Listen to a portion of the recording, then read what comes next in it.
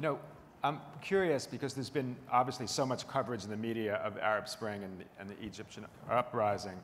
And in the discussions that I've had there and here and with people involved, there's a lot of misunderstanding on both sides. I think the Egyptian media or Egyptian revolutionaries don't understand the West very well, and I don't think the West really understands what's going on there always. I mean, I'd throw this out to both of you. You know, what are the biggest misconceptions going in each direction of the Egyptians towards the Western media and Western media towards Egypt? Actually, there's this love-hate relationship between the rebels and the Western policies in general. Like at what time, in the beginning of the revolution, when anyone in the USA said that Mubarak is a good ally or something like that, that's what keep us motivated to fight him more. And that's what gave the revolution credibility. When any other foreign country says that Mubarak is a good ally. And they were thinking that they're making his picture better, but actually they were making it worse. They were helping us with saying that Mubarak is a good ally or something like that. And at the same time, we were asking, why America is not moving? Why they are not saying anything tonight? Yeah. Why Obama's not going to the public and say Mubarak is a bad guy? And it was so obvious that they are waiting for what happens so they can build their own opinion, not before, but after. That was the impression we all made. Like they are waiting to see who's winning, so they can say which side they are on, and that was really happening. And it was so obvious. Now we're grown-ups. Now we know all this stuff. You don't have to wait. We know that you are on the side that's winning. Period. Mm-hmm. You're not with the people. You're not with Mubarak. After Mubarak resigned, it's like the power of the people, and Obama says like. We saw this young, beautiful boys in the streets. They were cleaning the streets, and he was praising the revolution. And if the revolution didn't win, we would know that he would say the next day, Mubarak is a good ally, and he's helping us with the Middle East. And it was so obvious. So that's why we have this kind of love-hate relationship. So I'd throw the same question to you, PJ, but also with the caveat that, you know, Americans like to think that wherever there's a democratic revolution, they're really responsible. The fact that this revolution was tweeted, not only televised, it shows how peripheral, in many ways, the U.S. was to what went on there.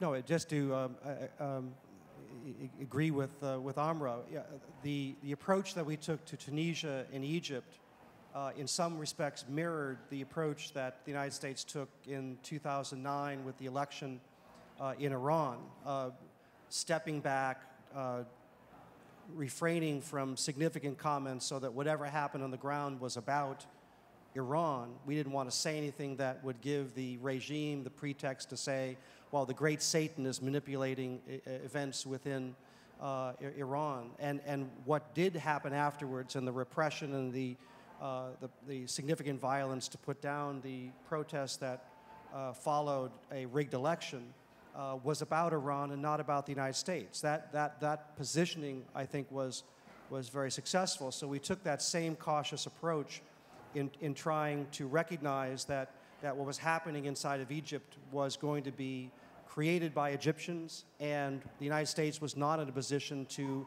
significantly control, well, it was not in a position to influence to a great degree what was happening, and certainly could not control what was happening. Well, that contradicted a perception in the region that the United States is all powerful, that it can snap its fingers, or it does control these and propped up these repressive regimes for many, many years. And then all of a sudden, when the United States holds back and just lets the events unfold while saying it's up to the Egyptian people, then you did get criticism from some of the movement saying, you know, well, that means that why aren't you taking our side in this? And that has had an impact. Some of the public opinion polling following the revolution in Egypt, perceptions of the United States have not significantly changed at this point. And it will remain to be seen whether that will improve over time or represents a lost opportunity to use these revolutionary events to transform perceptions of the United States. There is a question from Twitter, from someone, Red Fury, New York City.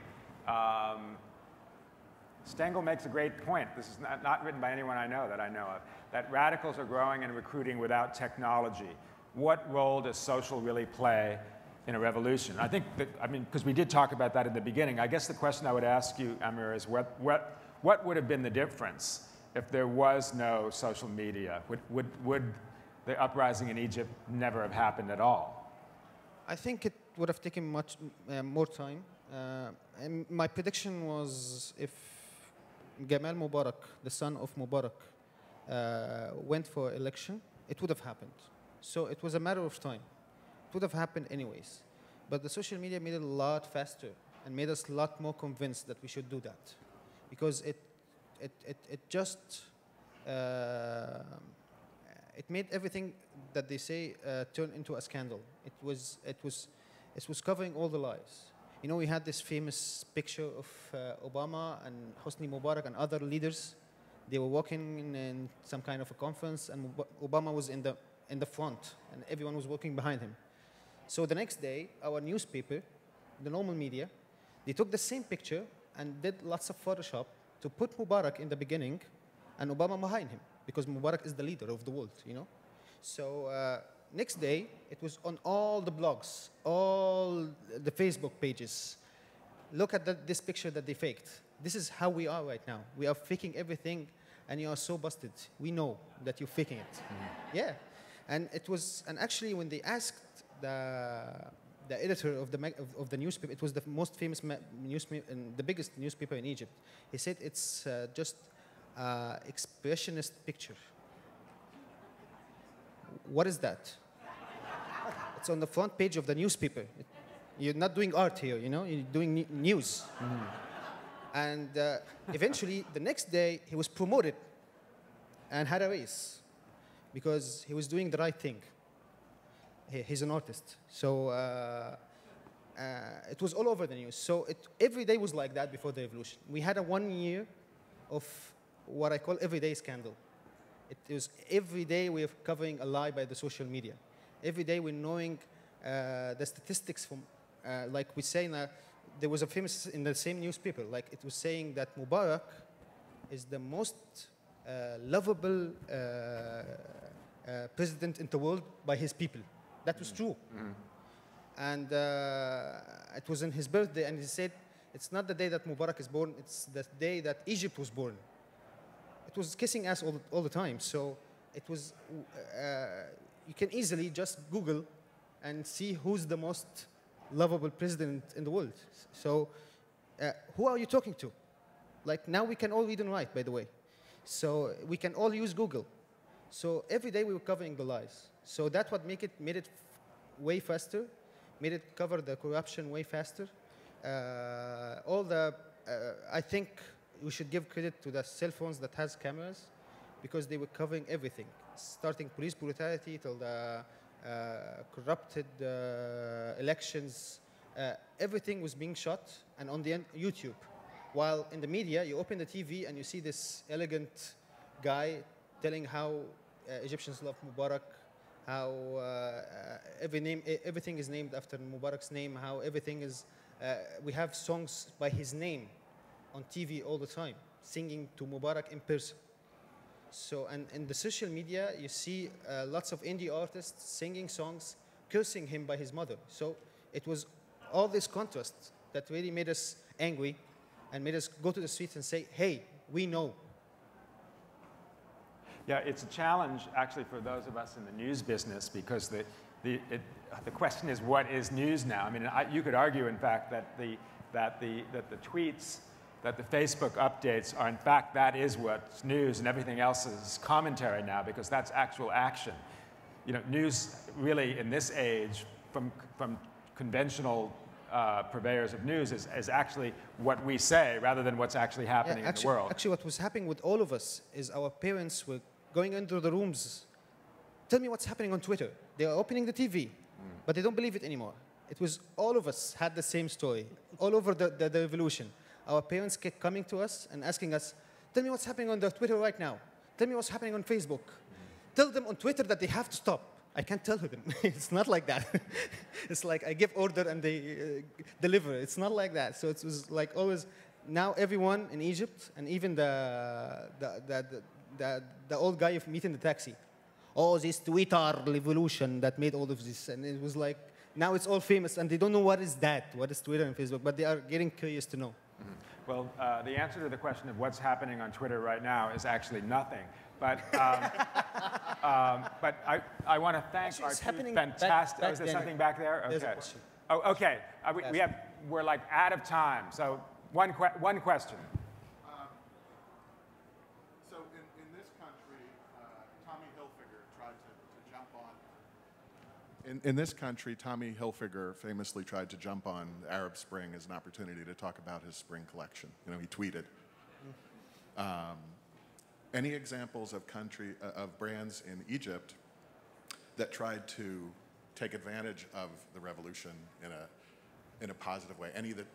If so, any that succeeded in trying to sort of co-opt the revolution a little bit from a brand standpoint? Like revolutionary underwear or something like that. Okay, Actually, so very quick answer, because then we have to.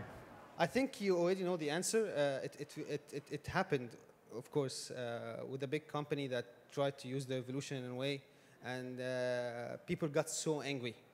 Actually, whenever you give the credit to anyone but the people get so angry. Like Wael Ghunaim, we all know him. He was the founder of that page, Kulana Khaled Saeed. And whenever someone says, oh, you're the hero, you're the one who made it, he gets so angry, and everyone gets so angry. Actually, now, if I'm sitting here as a face of the revolution in Egypt, everyone gets so angry. Why you? You didn't stand in Tahrir Square more than me. So you can't steal the credit now by any means. Anyone who's going to steal the credit will get angry at, and people will really hate him and curse him, and that's what happened with two major companies in Egypt who tried to do that. Well, thank you so much.